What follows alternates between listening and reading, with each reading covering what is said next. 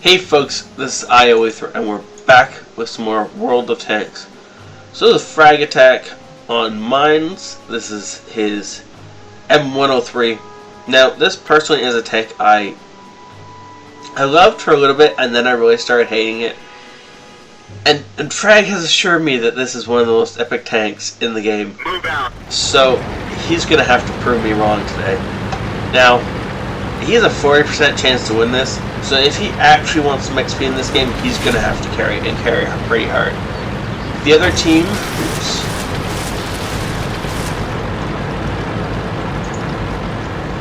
There, that's how that was supposed to be. The other team has a low who is fairly decent. So anytime Frag comes up against this guy, he's going to have to play it a little bit more carefully than he would otherwise. Other than that, the rest of the team is pretty much even. Now that particular row is probably part of the reason that the XVM feels like we're going to lose this. So if he can be taken out fairly early, we still have a decent chance of winning this. Not that we don't have a decent chance anyway, but the faster we can take out that row, the more our chances improve. Okay, now let's see how this works. Now one of the reasons I do dislike the M103 as much, or dislike the M103, is because of the fact that it has a tendency to get shot with that massive turret. And for an arty target, this thing is just like the best thing on the board. So I do love that 9-second reload. Compared to a lot of other tier 9s, that's awesome.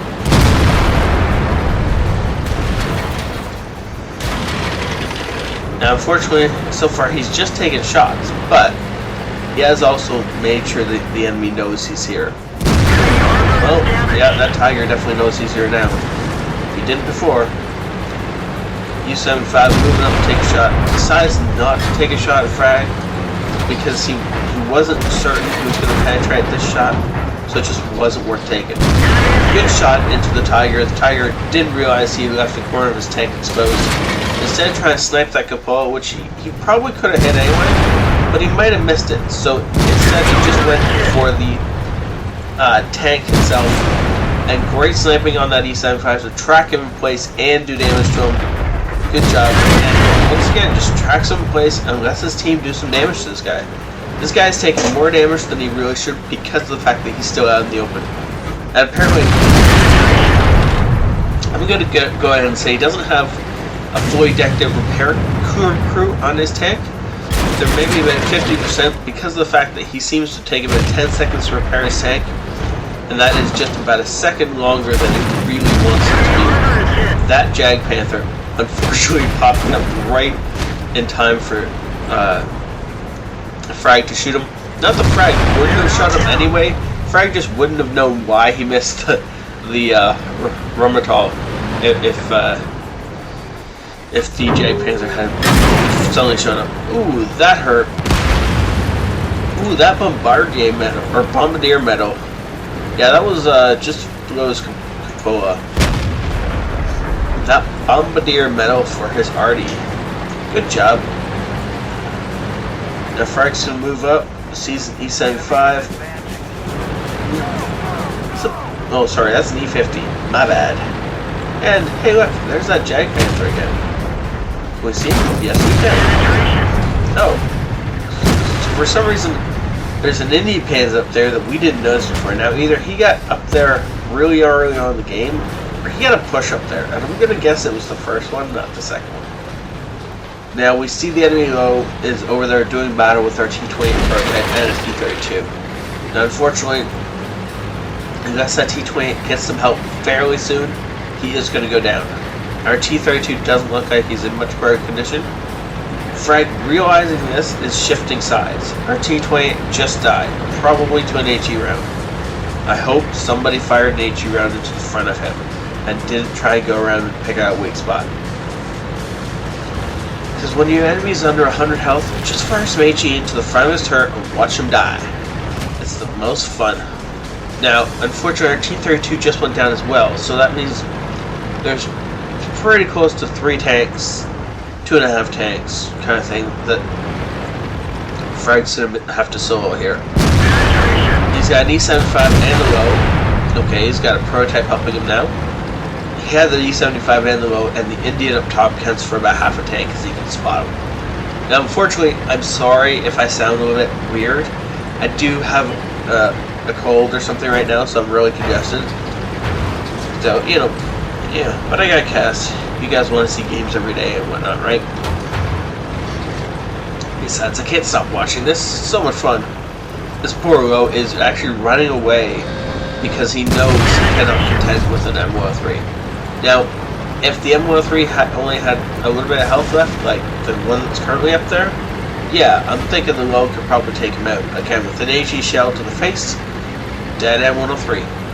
Now our M103 is continuing to push up. Ooh, there's their E50. Apparently got up the hill. He just took out the friendly M103. And Frag did something really unorthodox. Instead of running away and letting this guy get a couple more shots in on him, he backed up through the guy and made sure he get his front arm around fairly fast. Now this guy is going to have serious problems dealing with him. Now, because the Low couldn't make it to the fight in time, the E50 had to solo an M103, which was never going to work out in his favor. Though, because of Frag's quick thinking, it managed to work out extremely well in Frag's favor. Most of the time, Frag should have taken a shell or two in order to win that battle.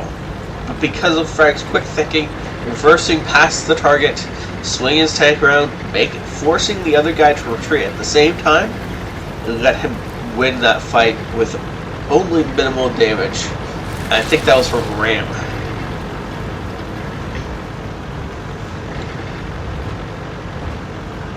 Yeah, so now there's a little bit of downtime because Frag is running to the side. Now notice he only has 13 shells left.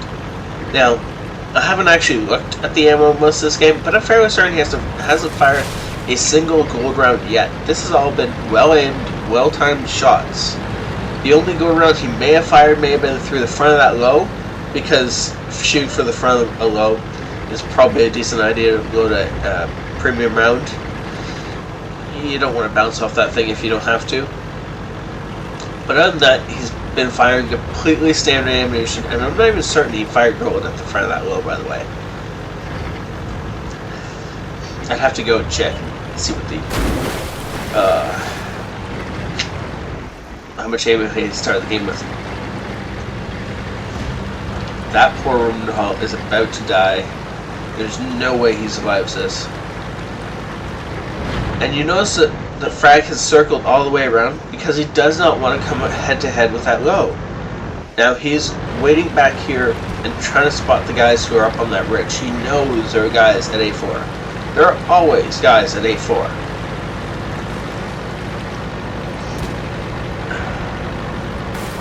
Now, I think he may have made a mistake here. Yeah, I don't think he realized that's where the Rumenthal was. So he does get spotted, however, he does take it out. So I guess it all bounces out. The Low is dead. The Low was the only chance they had of really carrying this game. Now they outnumber the enemy 2-1, and they can start bullying them.